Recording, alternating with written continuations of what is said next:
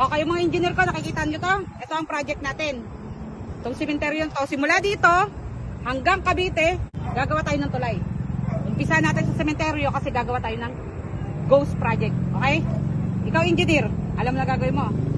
Yung mga kahoy-kahoy dyan, tsaka mga buto-buto, yun ang itapal mo dun sa semento natin, ha? Huwag kayong gagamit ng mga bakal. Malulugi tayo. Okay? Ikaw, engineer, Yes, madam. anong balak mo sa project natin? Di maganda Nakikita dito. mo. Maganda dito, ang lawak dito at saka maliwalas, tahimik.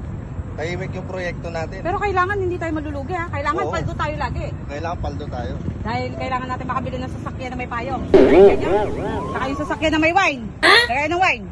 Ha? Ang kagandahan dito kasi simula dito sa kinakatayan nyo, madam, tatagos yung tulay papunta ng Cavite.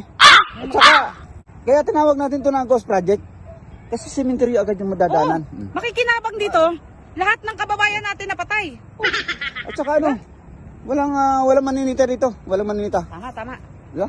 Saka kagandaan dito, pag sinira ulit natin, may panibagong project Oh, ulit tayo. pipicturean muna natin siyempre. Bago gigibain, lilinisin mo yung gagawin natin na tulay, tapos pipicturean.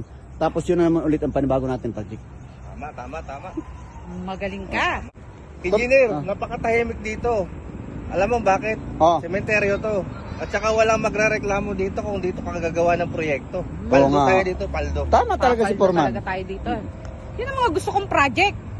Yun talagang kikita tayo. Oo. Ano? Yung hindi nila mapapakinabangan, Ano kontraktor? Pipirmahan mo na? pipirmahan ko na to.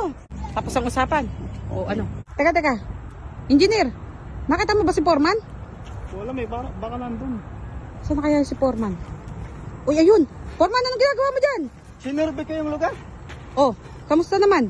Tahimik. Napakatahimik. At saka, ito ang pinakamaganda talaga na project. Ito. Ito yung, kung may Islex, saka may Cavitex. Ito, Muntitex. Muntitex. Oo. Magandang project yan. Simula dito sa Muntinlupa, papunta ng Cavite. Papaldo ba tayo dyan? Paldo. Ay, sige. Hindi tayo dapat malugi, ha? Buti pa yung motor may preno, yung kayabangan mo wala.